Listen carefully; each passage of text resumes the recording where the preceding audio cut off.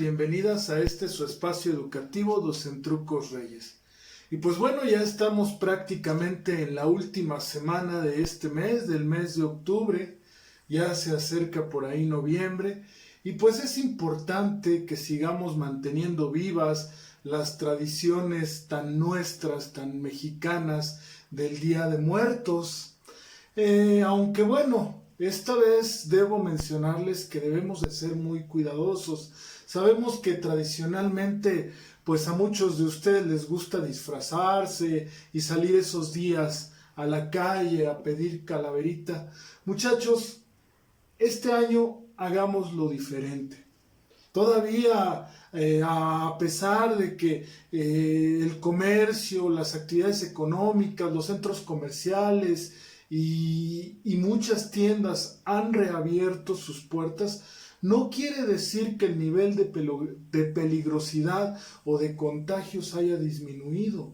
Sigámonos cuidando. Entonces, la recomendación para este Día de Muertos es que busques cualquier otra actividad que puedas realizar dentro de tu casa con referencia a esta tradición tan bonita. Podrías quizá ayudarle a mamá, a papá, si en tu casa tienen la costumbre de poner una ofrenda o altar de muertos, bueno, pues esos días puedes aprovecharlos para ayudarles. O quizá organizar un maratón de películas con tu familia, películas de terror y de miedo. O quizá pudiesen disfrazarse en familia, qué sé yo, buscar cualquier actividad que nos ponga en el menor riesgo posible para que de esta manera nosotros podamos ya vencer muy pronto al virus. Sabemos que han sido ya 7 meses los que nos hemos mantenido en este confinamiento y así como ustedes ya quieren regresar a clases, también nosotros los maestros ya tenemos ganas de verlos en la escuela, pero todo depende de cómo nos sigamos cuidando. Todo depende de nosotros. Recuerda, Ubuntu, yo soy a partir de lo que son los demás, me cuido yo y nos cuidamos todos. Y ya que estamos hablando de miedo y de terror, justamente el próximo proyecto de la asignatura tiene que ver con que tú escribas un cuento de terror.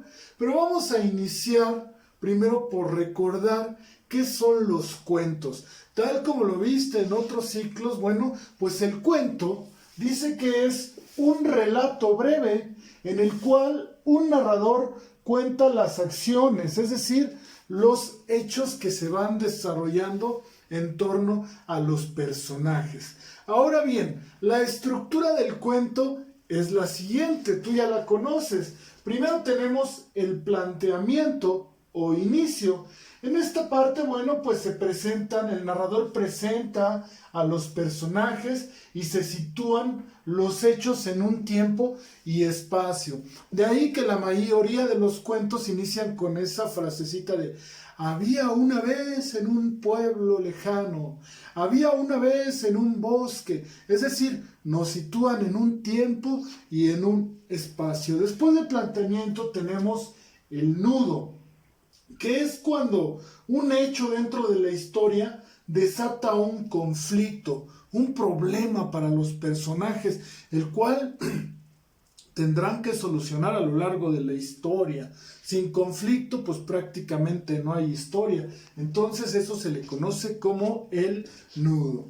Fíjate bien, después viene el clímax. Esta parte de aquí del clímax, en ciclos anteriores no la conocías, únicamente te hablaban tus maestros, por ejemplo en tercer grado, cuando conociste el cuento, de un inicio, desarrollo y desenlace.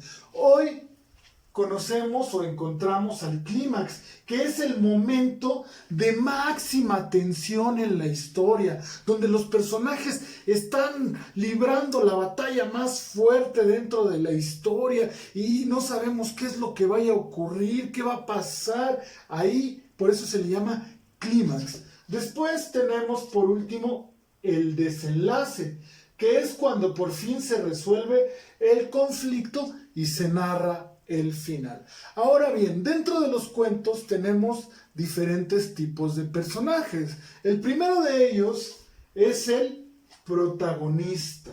Es decir, el protagonista es el más importante de la historia. Todos los acontecimientos giran alrededor de él. Él siempre está presente dentro del cuento. Es así como en las telenovelas, el galán del cuento, ¿verdad?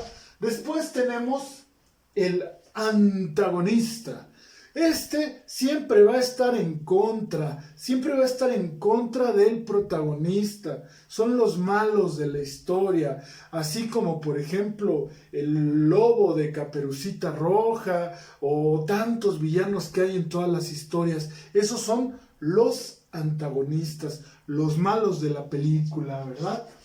Después tenemos los secundarios. Bueno, estos comparten los hechos, la historia con los protagonistas, suelen a veces ser amigos o tienen una participación, una conexión directa con el protagonista. Después siguen los ambientales. Estos, bueno, pues participan muy poco en la historia, sin embargo, ahí están presentes para que la historia se pueda ir desarrollando. Y por último tenemos los personajes aludidos. Ojo, estos últimos no aparecen en la historia, pero entran dentro de ella. Por ejemplo, cuando se mencionan que en el cuento se habla de un abuelito que quizá ya falleció y el personaje principal, el protagónico, dice, es que mi abuelo siempre me enseñó que debía decir la verdad. No aparece el abuelo en la historia. Sin embargo, es un personaje aludido porque se habla de él dentro del cuento. Pues bien, esos son los personajes del cuento y la estructura. Otro elemento que utilizan los cuentos son las descripciones. Se describen, por medio de los adjetivos, se describen paisajes, se describen personajes, y ya que ustedes van a escribir una historia o un cuento de terror, pues van a utilizar muchos adjetivos para describir a sus personajes. Como producto de la clase de español, en el cuento de la tinta roja que ustedes leyeron, van a escribir cuál es el planteamiento, el nudo, el clímax y el desenlace. ¿En qué termina esa historia que ya leíste de la tinta roja? De igual manera vas a describir a los personajes de ese cuento. ¿Cómo son los personajes que participan ahí en el cuento de la tinta roja? Y pues dándole marcha a lo que sigue, nos vamos a ir directamente hasta la asignatura de matemáticas. Seguramente alguna vez has ido a un centro comercial o a alguna tienda y te has encontrado con que el día de hoy tenemos por el Buen Fin un descuento en todo el departamento de salchichonería. El 15% de descuento en todos los aparatos electrónicos. Y ahora que pues ya se acerca el final de año y diciembre y todo eso, se hacen muy presentes estos descuentos en base a porcentaje. Justamente el porcentaje es una cantidad que se descuenta a cada 100. Si nosotros hablamos de que un producto tiene un descuento del 10%, quiere decir que de cada 100 se le van a descontar 10 pesos. Te lo voy a explicar de manera más práctica. Imaginemos que vamos a una tienda deportiva y nos encontramos con una raqueta de tenis y que tiene un precio de 520 pesos. Ese es su precio normal. Pero por el Buen Fin resulta que la raqueta tiene un descuento del 25%. Es muy fácil cómo encontrar el precio con el descuento. Lo primero que tendríamos que hacer, bueno, pues es saber cuánto es el 25% de 520. Para eso hacemos una multiplicación. Multiplicamos el precio, los 520 por 0.25. Recordemos que tiene el 25% de descuento. Y entonces decimos 5 por 2, 10, 0 y llevamos 1. 5 por 5, 25 y 1, 26. 2 por 2, 4. 2 por 5, 10. Hacemos la suma. 0, 6 y 4, 10. 0 llevamos 1. 3. Colocamos el 0 que no multipliqué. El punto, hay dos espacios. 1, 2. Entonces 1, 2. Aquí. Entonces, quiere decir que el 25% de 520 es 130. Fíjate bien. Entonces, si la raqueta vale 520 menos el 25% de descuento, que son 130, hacemos la operación. 0 menos 0 es 0. 2 no se puede, pide uno prestado, se convierte en 12. 12 menos 3, 9. Este se convirtió en 4. 4 menos 1, 3.